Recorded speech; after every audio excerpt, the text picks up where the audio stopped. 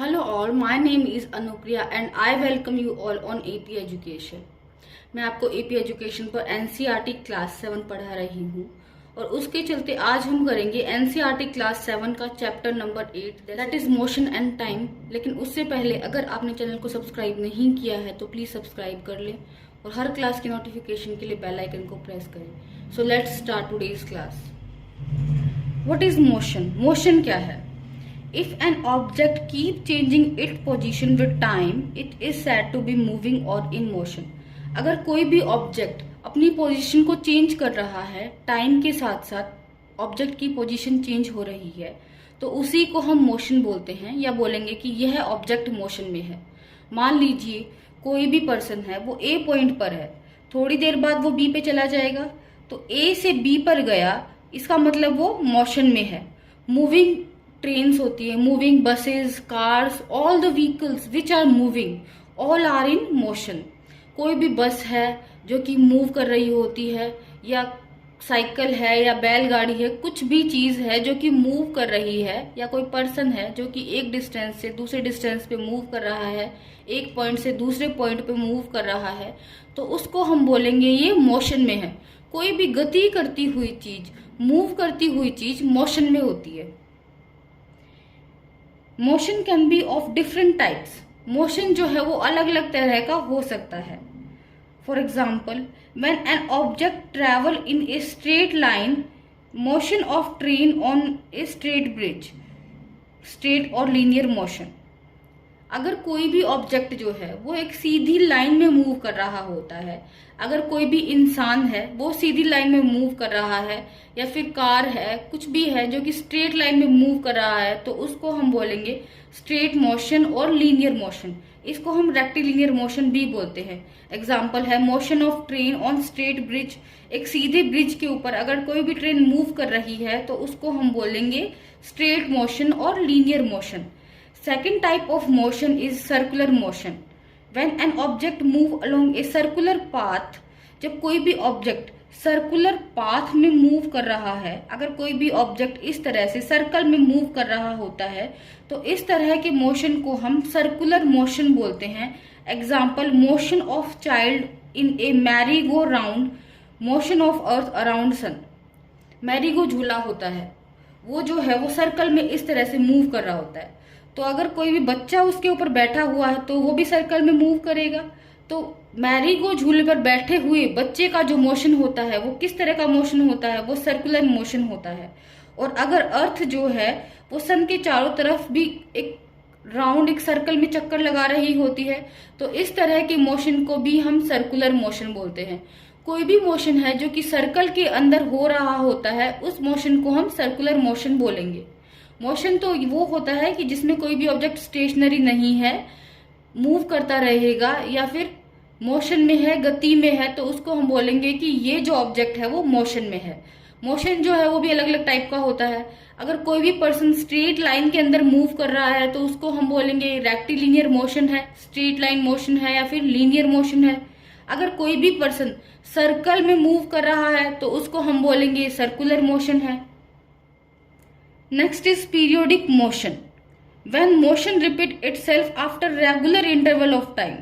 जब मोशन अपने आप को रिपीट करता है एक रेगुलर इंटरवल टाइम के बाद, तो उसको हम बोलते हैं कि ये पीरियोडिक मोशन है। To and fro motion of simple pendulum. Simple pendulum जो है वो इस तरह से टू एंड फ्रो मूव करता है। एक टाइम इंटरवल के बाद मोशन अपने आप को रिपीट करता है। सिंपल पेंडुलम इस तरह से मूव करेगा टू एंड फ्रो, और एक टाइम पीरियड के बाद मोशन अपने आप को रिपीट कर रहा है, तो इस तरह का मोशन जो होता है वो पीरियोडिक मोशन होता है। जैसे झूले का मोशन है, झूले का मोशन जो है वो भी अपने आप को रिपीट करता है एक टाइम पीरियड के बाद। झूला पहले आगे आएगा, फिर पीछे आता है, फिर से आगे आएगा, फिर से पीछे आता है। तो इस तरह का मोशन जो होता है जिसमें कोई भी ऑब्जेक्ट अपने आप को रिपीट करता है एक रेगुलर टाइम इंटरवल के बाद, उसी को हम पीरियोडिक मोशन बोलते हैं। कोई भी ऑब्जेक्ट मोशन करेगा एक रेगुलर इंटरवल ऑफ टाइम के बाद, उसको हम बोलेंगे पीरियोडिक मोशन। एग्जाम्पल है motion of simple pendulum. Slow and fast motion. Slow and fast motion क्या होता है? अब आप बोलेंगे कि स्लो मोशन तो वो होता है जिसमें कोई भी बॉडी स्लोली मूव कर रही हो, और अगर फास्टली मूव कर रही हो तो फास्ट मोशन हो जाएगा। लेकिन हम कैसे बता पाएंगे कि ये स्लो मोशन है, ये फास्ट मोशन में है? तो उसके लिए हम देखते हैं, if one object covers a particular distance in less time and another object cover same distance in more time, then the first object is said to be moving slowly while second object is move to be moving faster.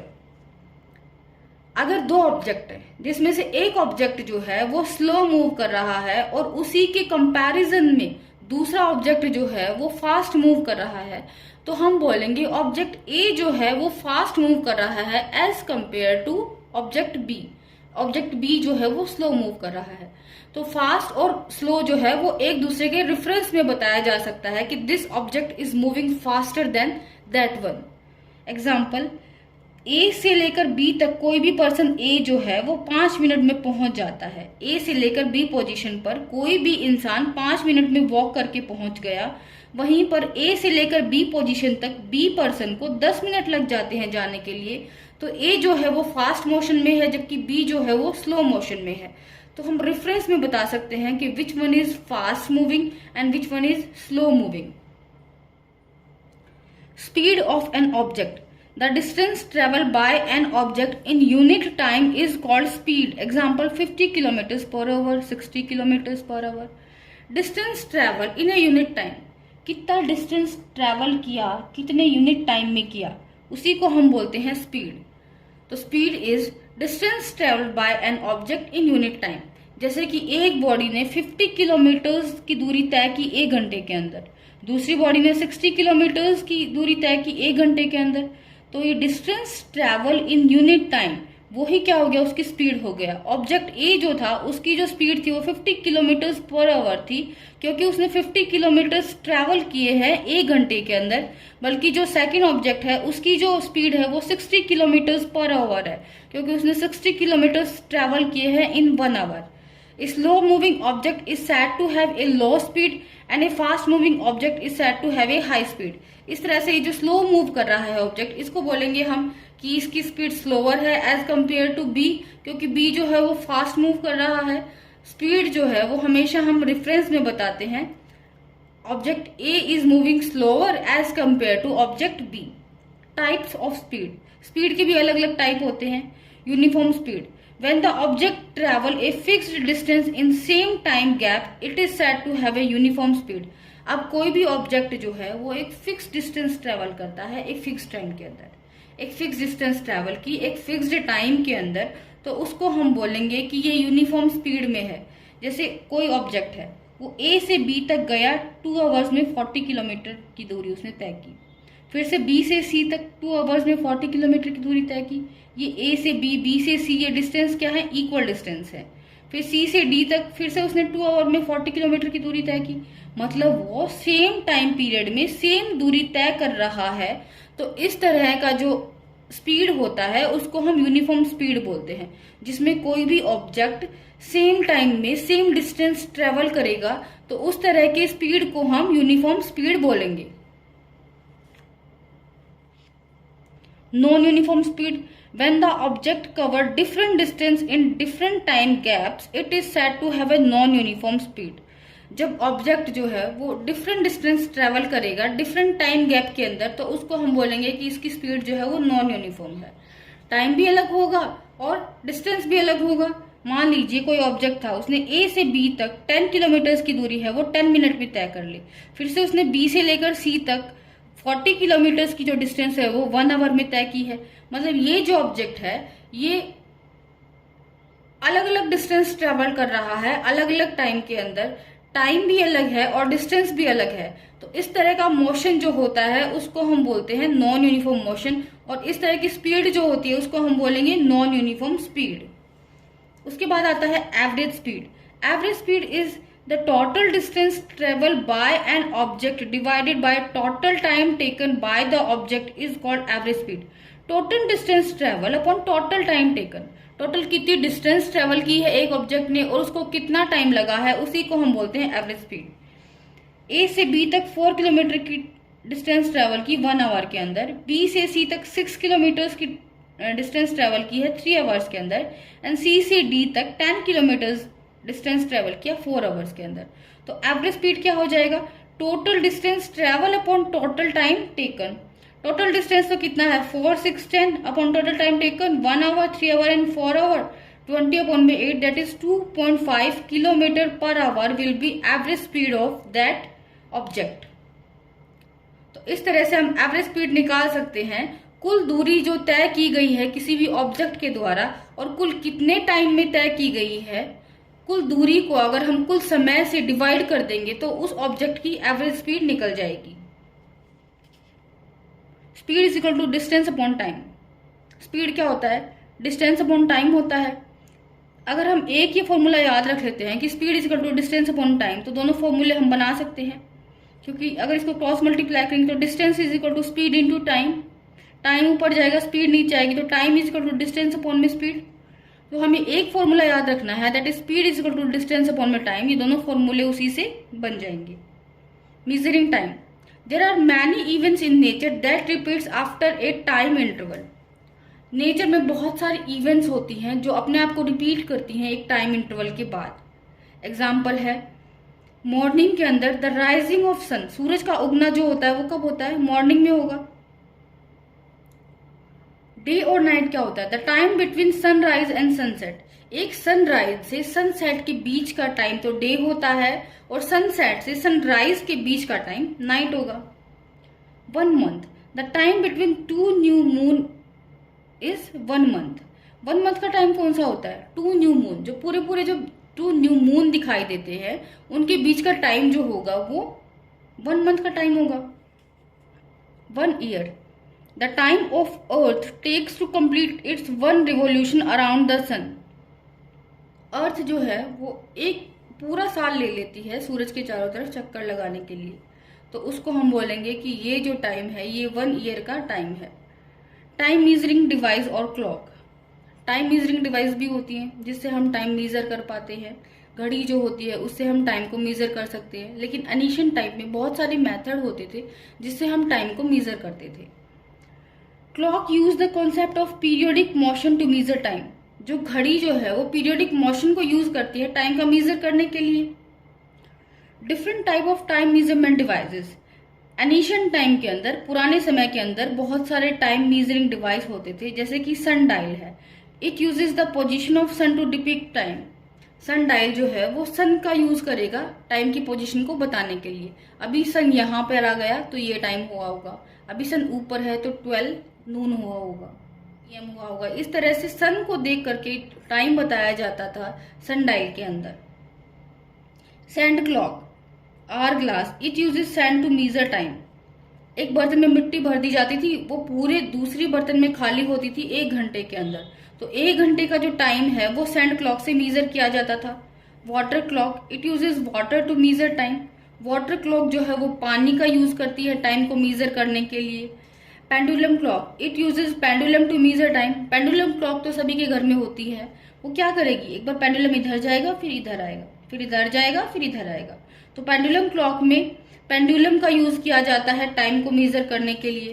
Pendulum clock के बाद आती है हमारी quartz clock, जो कि आजकल use करते हैं हम टाइम को मेजर करने के लिए। हमारी कोई भी घड़ी है वो ही क्वार्ट्ज क्लॉक होती है। They have an electric circuit that work with the help of cell. उनमें क्या होता है, इलेक्ट्रिक सर्किट होता है, वो सेल की हेल्प से चलती है। हमारी रिस्ट वॉच जो होती है वो भी सेल की हेल्प से चलती है। दीवार पर जो हम घड़ी लगाते हैं उसमें भी हमें सेल डालना पड़ता है और वो सेल की हेल्प से चलती है।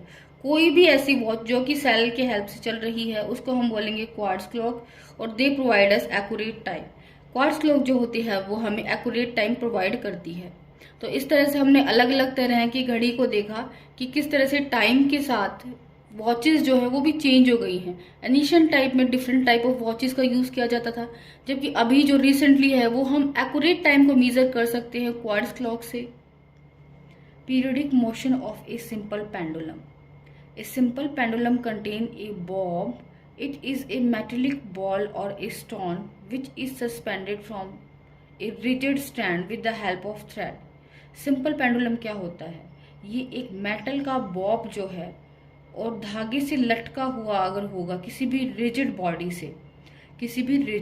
से धागे से लटका हुआ एक मेटल का बॉल जो होता है उसी को हम सिंपल पेंडुलम बोलते हैं। ये टू एंड फ्रो मोशन कर सकता है इस तरह से। ये धागे से लटका हुआ बॉब जो है एक बार इधर जाएगा और एक बार इधर जाएगा, उसको हम क्या बोल देते हैं, ऑसिलेटरी मोशन बोल देते हैं। नाउ नेक्स्ट है oscillatory motion. Oscillatory motion, the to and fro motion of pendulum is called oscillatory motion. To and fro motion होगा अगर पेंडुलम का, तो इसी को हम क्या बोल देंगे कि ऑसिलेटरी मोशन हो रहा है। The bob of pendulum does move from the centre of pendulum to extreme position on the other sides. Bob जो है पेंडुलम का, वो क्या करता है, मोशन करेगा और यहाँ पे भी एक्सट्रीम साइड में, मतलब जहाँ तक वो जा सकता है वहां तक जाएगा, फिर ऐसे आकर के मीन पोजीशन पे आकर के फिर इधर जाता है।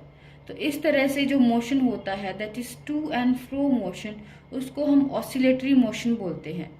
Oscillation, when the bob moves from its centre to extreme ends it is said to complete one oscillation.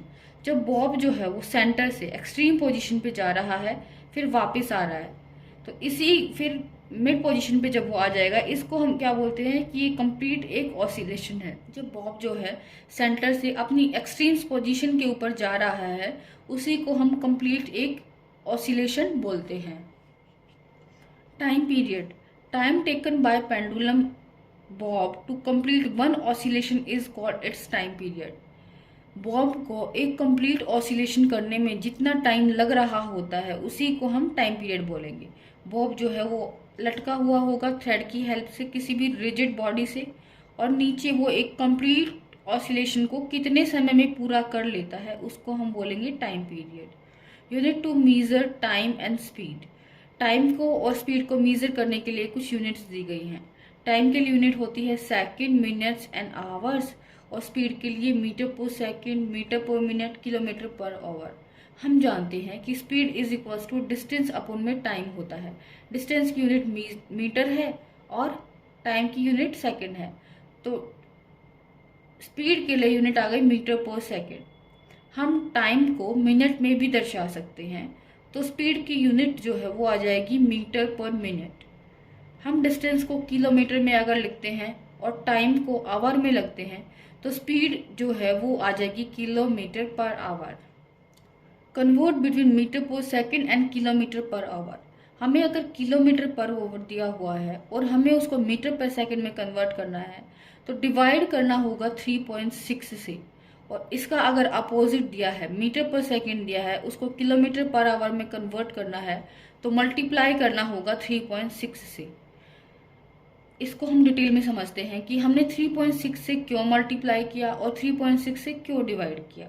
1 kilometre upon में 1 आवर, हमें पता है 1 किलोमीटर में 1000 मीटर होते हैं और 1 आवर में 60 मिनट्स होती हैं। टोटल 3600 सेकेंड्स होती हैं 1 घंटे के अंदर। तो 1 किलोमीटर के अंदर 1000 मीटर अपॉन में 3600 सेकेंड, इसको कट करके 1 अपॉन में 3.6 आ जाएगा। तो यहाँ पर हमने देखा कि किलोमीटर पर आवर को मीटर पर सेकंड में कन्वर्ट करने के लिए डिवाइड करेंगे 3.6 से। वो इसलिए डिवाइड करते हैं क्योंकि इन दोनों को कट करके हमें 3.6 मिलता है। अगर मीटर पर सेकंड को किलोमीटर पर आवर में दिया हुआ है, तो 1 मीटर में 1 अपॉन में 1000 किलोमीटर होते हैं, जबकि 1 सेकंड के अंदर 1 अपॉन में 3600 आवर्स होते हैं। जस्ट उसके रेसिप्रोकल्स क्या हो जाएंगे, किलोमीटर हो जाएंगे, और रेसिप्रोकल ही सेकंड के आवर हो जाएंगे। इन दोनों को हमने आपस में डिवाइड किया तो डिवाइड करके आता है 3.6। तो इस तरह से अगर हम मीटर पर सेकंड को 3.6 से मल्टीप्लाई करते हैं तो हमें किलोमीटर पर आवर मिल जाएगा। Odometer, it is a device which measure the distance travel by a vehicle in metre और किलोमीटर। ऑडोमीटर क्या होता है, ऑडोमीटर एक ऐसा डिवाइस है जो कि कोई भी ऑब्जेक्ट जो डिस्टेंस ट्रेवल करता है उसको मेजर करता है। हमें पता है कि डिस्टेंस कितनी ट्रेवल की, ये इसके में रिक्वायरमेंट होती है। गाड़ी वगैरह की सर्विस भी अगर करवानी होती है तो भी उसके लिए रिक्वायर्ड होता है, या फिर हम कहीं पर ट्रैवल कर रहे होते हैं तो किलोमीटर हमने कितना ट्रैवल किया, इसको मेज़र करने के लिए भी स्पीड जो डिस्टेंस ट्रैवल की वो हमें मेज़र करनी होती है। तो इसलिए गाड़ी के अंदर एक इंस्ट्रूमेंट लगा होता है जिसको हम बोलते हैं ऑडोमीटर। तो ऑडोमीटर की हेल्प से हम डिस्टेंस कितनी ट्रैवल करी उसको हम देख सकते हैं इजीली से। Speedometer, It is a device which is used in vehicles such as car and truck which measure the speed in kilometer per hour. Speedometer जो है वो एक डिवाइस है जो कि व्हीकल के अंदर लगा हुआ है और ये स्पीड को मेजर करता है किलोमीटर पर आवर में। इसी तरह से ऑडोमीटर तो क्या है, डिस्टेंस को मेजर करता है कि कितने डिस्टेंस ट्रेवल कर चुके, बल्कि स्पीडोमीटर जो है वो स्पीड को देखेगा कि किस स्पीड से हमारी गाड़ी जो है वो सड़क पे रन कर रही है, 60 किलोमीटर पर आवर है या फिर 30 किलोमीटर पर आवर है, जो भी स्पीड होगी वो उसको मेजर कर लेगा। Distance time graph. अब हम देखते हैं कि कुछ डिस्टेंस टाइम ग्राफ जो दिए हुए हैं उनको देखेंगे। Straight line, the object has a uniform और कांस्टेंट स्पीड। अगर किसी भी ऑब्जेक्ट की यूनिफॉर्म और कांस्टेंट स्पीड है तो हमें स्ट्रेट लाइन ग्राफ मिलेगा। मान लो एक ऑब्जेक्ट ने 1 आवर में 1 किलोमीटर दूरी तय की, 2 आवर में 2 किलोमीटर, 3 आवर में 3 किलोमीटर, 4 आवर में 4 किलोमीटर एंड 5 आवर में 5 किलोमीटर।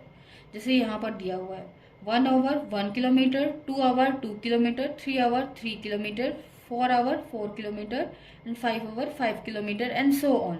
आगे भी वो इसी तरह से दूरी तय कर रहा है। तो इसके लिए क्या होगा कि जो हमें लाइन जो है ग्राफ की वो स्ट्रेट लाइन ग्राफ मिल रही है। अगर कोई ऑब्जेक्ट यूनिफॉर्म और कांस्टेंट स्पीड से ट्रेवल करता है तो उसे उसकी हमें डिस्टेंस टाइम ग्राफ की जो लाइन जो होगी वो स्ट्रेट लाइन मिलेगी। अब इन दोनों ग्राफ में क्या डिफरेंस है, इसमें क्या है कि टाइम जो है वो कम लगा है जबकि डिस्टेंस जो होगी वो ज़्यादा ट्रेवल कर ली है। इसमें क्या है कि टाइम और डिस्टेंस बराबर हैं। तो इस तरह से यूनिफॉर्म और कांस्टेंट स्पीड के भी 2 ग्राफ हो सकते हैं या फिर बहुत सारे ग्राफ हो सकते हैं। हम कहेंगे अगर कोई भी ऑब्जेक्ट जो है कम टाइम में अगर ज़्यादा दूरी तय कर लेता है तो ये ग्राफ हो जाएगा, वो बराबर समय में बराबर दूरी तय करता है तो उसके लिए ये ग्राफ हो जाएगा। अगर हम एक और ग्राफ बना दें इधर तो मतलब उसने इतने समय में इतनी दूरी तय की। तो इस तरह से लाइन जो होगी वो कहीं भी हो सकती है, depend upon the time taken by object and in that time distance covered by that object. Parallel to time axis, it is stationary object not moving. अब पैरेलल ग्राफ कब आएगा, जब ऑब्जेक्ट स्टेशनरी है, वो मूव ही नहीं कर रहा है। भाई कोई डिस्टेंस ही ट्रेवल नहीं कर रहा, वो टाइम तो बढ़ता जा रहा है, टाइम कभी रुकता नहीं है, लेकिन उसकी डिस्टेंस जो है उसने कोई डिस्टेंस ही ट्रेवल नहीं की, तो हमारा ग्राफ जो है वो पैरेलल टू टाइम एक्सिस और स्ट्रेट लाइन ग्राफ होगा। अब इसमें क्या है कि पहले डिस्टेंस कुछ ट्रेवल की ऑब्जेक्ट ने, फिर वो स्टेशनरी रहा, फिर दोबारा से अपनी मेन पोजीशन पर आ गया। जैसे आप लोग स्कूल जाते हैं, अगर स्कूल जाते हैं या ऑफिस जाते हैं तो पहले हम घर से ऑफिस गए, फिर स्टेशनरी रहे वहाँ पर ऑफिस में, फिर दोबारा घर पे आ गए रिटर्न करके, तो उसका ये एग्जाम्पल हो सकता है। कर्व शेप ग्राफ हमें कब मिलता है, जब the object has a non uniform speed. जब ऑब्जेक्ट की स्पीड जो होगी वो नॉन यूनिफॉर्म होगी तब हमें कर्व शेप ग्राफ मिलेगा। डिस्टेंस टाइम का ग्राफ जो होगी कर्व उसकी ऐसे भी हो सकती है और ऐसे भी हो सकती है। अब यहाँ पर क्या है, यहाँ पर टाइम जो है वो इतना ही लगा है और डिस्टेंस जो है वो ज़्यादा ट्रेवल कर ली गई है, मतलब ऑब्जेक्ट की स्पीड जो है वो फास्टर है, बल्कि यहाँ पे टाइम ज़्यादा लग गया है इन दोनों पोजीशंस के बीच में, और डिस्टेंस जो है वो इतनी ही ट्रेवल की गई है, मतलब ऑब्जेक्ट की स्पीड जो है वो स्लोअर है। इसी तरह से अगर ऑब्जेक्ट की नॉन यूनिफॉर्म स्पीड होती है तो भी हमें 2 तरह के ग्राफ मिल सकते हैं। एक तो स्पीड फास्टर अगर है उसके लिए, स्पीड स्लोअर अगर है उसके लिए, और इसमें क्या मिलेगा, हमें कर्व शेप ग्राफ मिलता है। अगर नॉन यूनिफॉर्म स्पीड है तो हमें स्ट्रेट लाइन ग्राफ नहीं मिलेगा। To find the speed of the distance time graph, अब डिस्टेंस टाइम ग्राफ से स्पीड कैसे फाइंड आउट करेंगे। डिस्टेंस दी गई है, हमें टाइम दिया गया है, तो हम स्पीड जो है वो इजीली निकाल सकते हैं। इस तरह के ग्राफ में अगर 10 किलोमीटर डिस्टेंस उसने ट्रैवल की है, 10 आवर में की है, तो हम बोल सकते हैं कि 1 किलोमीटर पर आवर उसकी स्पीड हो जाएगी। और अगर इस तरह का ग्राफ अगर हमें दिया हुआ है तो हमें क्या करना पड़ेगा, स्पीड निकालने के लिए फाइनल पोजीशन ऑफ ऑब्जेक्ट अगर हमें यहाँ पर उसकी स्पीड निकालनी है तो हम देखेंगे उसका फाइनल पोजीशन ऑब्जेक्ट का कहाँ है, माइनस में उसकी इनिशियल पोजीशन को हम माइनस करेंगे और अपन में टोटल टाइम टेकन अगर कर देंगे तो हमें उसकी स्पीड आ जाएगी। और फाइनल पोजीशन ऑफ ऑब्जेक्ट जो होगी वो ये है, इनिशियल पोजीशन ऑफ ऑब्जेक्ट ये है। अगर इन दोनों को हम माइनस करके अपन में टोटल टाइम टेकन लेते हैं, इतना सा टाइम जो ये दूरी तय करने में लगा, तो उसकी स्पीड आ जाएगी। The speed of distance time graph can be calculated by the slope of graph. Speed जो है डिस्टेंस टाइम ग्राफ की वो इस स्लोप से भी निकाली जा सकती है। The steeper the slope of graph the more is speed. जितना ज्यादा स्टीपर ग्राफ होगा उतनी ज्यादा मोर स्पीड होगी, उतनी ज्यादा उसकी स्पीड होगी। जैसे कि ये वाला ग्राफ जो है इसमें इतनी जो डिस्टेंस जो है उसने ट्रैवल कर ली है, जबकि उसको टाइम कितना लगा है, इतना ही टाइम लगा है। उसमें इतनी डिस्टेंस ट्रैवल कर ली है, उसने ज्यादा डिस्टेंस ट्रैवल कर ली। सेकंड वाले ग्राफ ने उसमें डिस्टेंस तो ट्रैवल कम की है और टाइम ज्यादा लग गया है। तो हम बोल सकते हैं second one object is slower and first one is that is a जो है वो फास्टर है, क्योंकि उसकी स्पीड ज्यादा है तो वो फास्टर है, उसकी स्पीड हाइयर है, और ऑब्जेक्ट बी जो है उसकी स्पीड स्लोअर है। So this was all about today's class. I hope आपको मोशन एंड टाइम वाला चैप्टर जो है वो अच्छे से समझ आ गया होगा। अगर चैप्टर अच्छे से समझ आया है तो please like share and subscribe this channel. Thanks for watching.